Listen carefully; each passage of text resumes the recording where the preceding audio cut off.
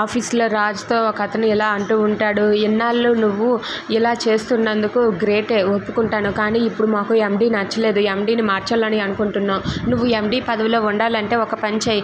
గతంలో చేసినవి ఏవైనా నీకు గుర్తు ఉన్నాయా? గతంలో మేము ఒక డీల్ కుదుర్చుకున్నాం కదా మనం, ఆ డీల్ ఏంటో చెబితే నువ్వు ఎండీగా ఉండవచ్చు అని చెప్పి అంటాడు. ఇక ఆ మాట వినగానే కావ్య ఒక్కసారిగా షాక్ అయిపోతుంది.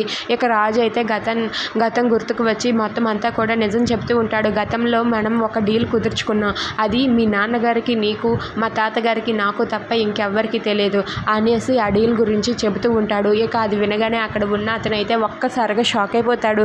ఏంటి వీడు నిజంగా రాజు, వీడికి గతం గుర్తు ఉంది, వీడికి గతం గుర్తులేదని ఎవరన్నారు? అన్నవాళ్ళు వెర్రివాళ్ళు, వీడికి గతం అంతా కూడా గుర్తు ఉంది అని చెప్పి అనుకుంటూ ఉంటాడు. ఇక ఆ మాట వినగానే కావ్య ఒక్కసారిగా షాక్ అయిపోతుంది.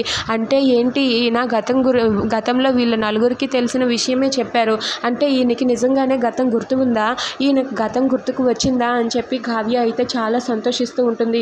ఇక రాజు అయితే గతంలో జరిగినవన్నీ కూడా ఆ డీల్స్ గురించి అన్నింటి గురించి కూడా మాట్లాడుతూ ఉంటాడు. అలా మాట్లాడుతూ ఉండగా అది చూసి అక్కడ ఉన్న కావ్య అయితే చాలా సంతోషిస్తుంది. ఈయనకి గతం గుర్తుకు వచ్చినందుకు నేను చాలా హ్యాపీగా ఫీల్ అవ్వాలి అని చెప్పి తనైతే అనుకుంటూ ఉంటుంది. ఇక అక్కడ ఉన్న రాజు అయితే మీటింగ్లో నుంచి బయటికి రాగానే కావ్య రాజుని గట్టిగా హత్తుకుంటుంది. If you like this video please subscribe our channel.